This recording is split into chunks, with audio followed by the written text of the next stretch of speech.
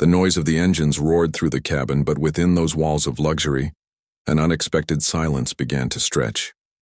Ibrahim Traoré, the Prime Minister of Burkina Faso, sat in the plush first-class seat, looking out of the window, lost in thought. His presence was commanding, his demeanor calm, yet no one could see the storm brewing just a few seats away. A flight attendant, young and eager to impress, approached him with a false confidence that would soon crumble. "Is there something wrong with your seat, sir?" she asked, her tone laced with hidden disdain. Ibrahim, who had faced battles far fiercer than this, remained calm, his eyes steady, betraying no hint of the storm he had faced in his home country. But the flight attendant did not know who she was speaking to. What she didn't understand was that his patience would soon turn into a lesson that she'd never forget. Introduction and setup. It was an ordinary evening in the world of luxury, air travel. The hum of first-class passengers, the faint clink of champagne glasses, and the polite smiles of flight attendants created an illusion of calm.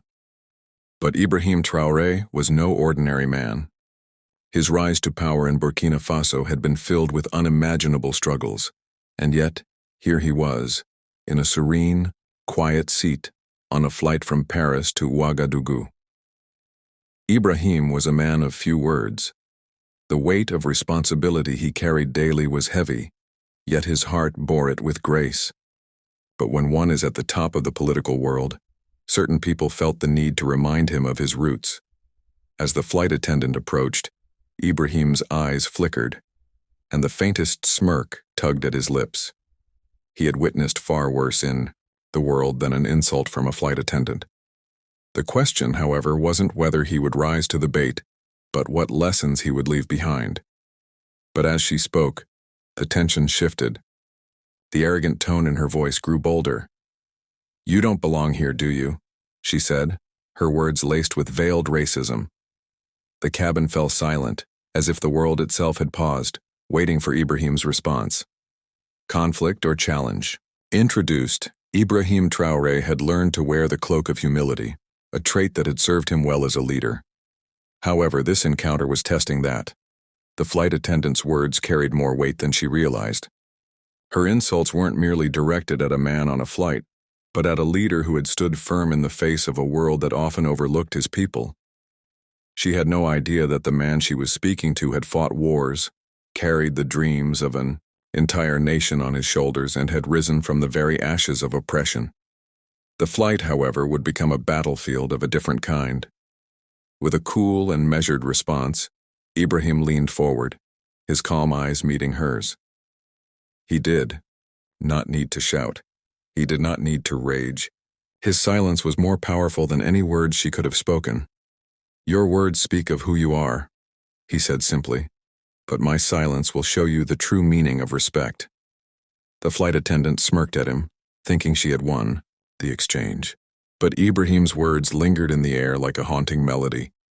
The tension built, swirling with a sense of impending consequence. Midpoint, revelation or twist.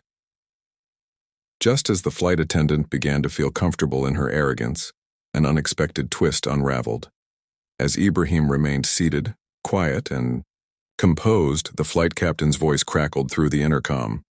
"Ladies and gentlemen, we have a special guest on board today, a leader of extraordinary honor and respect, Prime Minister Ibrahim Traoré of Burkina Faso." The entire cabin went silent. The flight attendant's eyes widened. Her smirk evaporated as the realization hit her like a ton of bricks.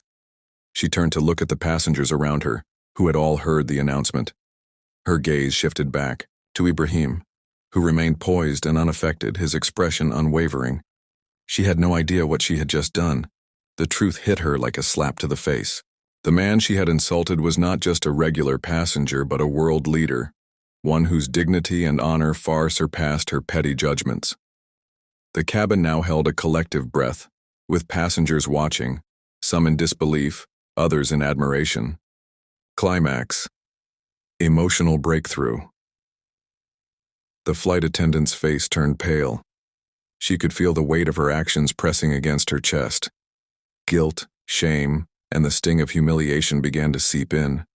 Her hands trembled slightly as she walked, back down the aisle, her face flushed with regret. Ibrahim, however, did not rise in anger.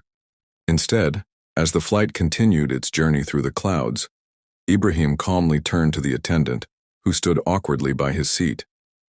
"I know what it is to judge someone by their outward appearance," Ibrahim said, his voice gentle, yet firm. "I once judged my people by the colors of their clothes, their backgrounds, and their struggles. But I learned that true strength lies not in the way we look, but in how we carry ourselves in the face of adversity." The flight attendant stood there, her eyes moistening with unshed tears. She had learned a hard lesson in humility. Ibrahim's wisdom cut through her arrogance like a hot knife through butter. In that moment, something shifted in the flight attendant. She realized her wrong, her eyes meeting his with newfound respect. "I apologize," she said softly. Ibrahim nodded, offering a small smile, his gaze warm. "It is not for me to judge, but for you to learn." Resolution and quiet closure. The flight continued without incident, and the passengers went about their business. Yet, in the heart of the flight attendant, a change had occurred. She looked at Ibrahim with respect, her eyes now soft and reflective. As the plane descended toward their destination, she knew her life had been changed forever by this encounter. The calm before the storm had passed, and now, peace had taken its place. Ibrahim, the quiet giant, had shown her the true meaning of grace under pressure. As the plane touched down in Ouagadougou, the flight attendant stepped off the aircraft forever changed. She would carry Ibrahim's words with her, knowing that the true measure of a person is how they treat others when no one is watching. Call to action for YouTube. If this story touched your heart, consider subscribing for more inspiring tales of hope, healing, and unexpected kindness. Hit the like button and share this with someone who needs it today.